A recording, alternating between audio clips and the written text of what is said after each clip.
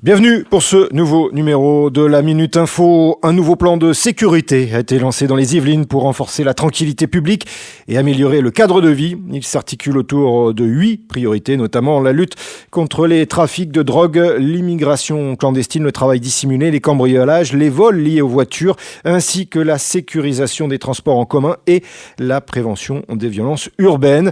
Le plan vise également à renforcer les liens entre tous les acteurs de la sécurité, services de l'État, collectivités, forces de l'ordre, acteurs locaux et les habitants, comme le confirme le préfet des Yvelines, Frédéric Rose. Ce plan à la fois préventif et répressif traduit notre volonté d'agir sur tous les fronts avec détermination pour assurer un cadre de vie plus serein aux habitants des Yvelines. Fin de citation. Pour en savoir plus, n'hésitez pas à consulter le communiqué et le dossier de presse sur le lancement du plan départemental de restauration de la sécurité du quotidien dans les Yvelines. La Fédération française de football a récemment subi une cyberattaque massive, compromettant de nombreuses données personnelles de licenciés administratifs.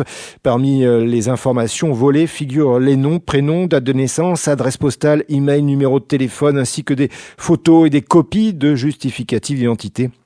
Dans un communiqué, la FFF s'exprime. Sachez que nous regrettons profondément cette situation, et ce alors que la FFF a cœur de protéger toutes les données qui lui sont confiées. L'incident détecté le 17 février 2025 via un compte compromis a conduit la FFF à désactiver le compte en cause et à informer les autorités compétentes, notamment l'ANSSI et la CNIL. La fédération a assuré que les mots de passe, les données bancaires et les informations de santé n'ont pas été exposées.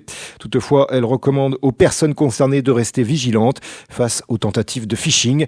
Cette attaque souligne une nouvelle fois les enjeux de cybersécurité pour les entreprises, mais également pour les organisations sportives et la nécessité de renforcer les mesures de protection des données personnelles.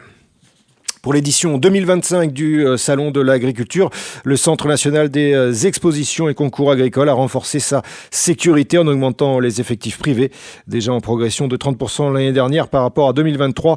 Cette année 2025 représente un nouveau record d'agents de sécurité privés.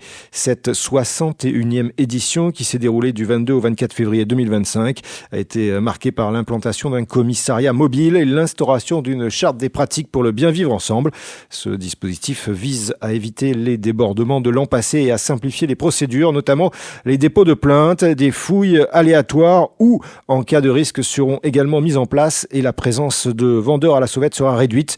En tout, plus de 100 policiers ont été mobilisés pour sécuriser les gares et les alentours du parc des expositions. Des contrôles de sécurité, des rondes, des patrouilles ont été effectués à pied, à cheval et en voiture. Pour Arnaud Lemoine, directeur du CENECA, le salon restera un lieu de débat, non de manifestation, précise-t-il, et ce, malgré le climat de tension agricole. C'est la fin de cette Minute Info. Vous restez bien sûr au contact avec nous sur notre site internet www.news-sécurité, mais également sur nos médias, notamment sur LinkedIn.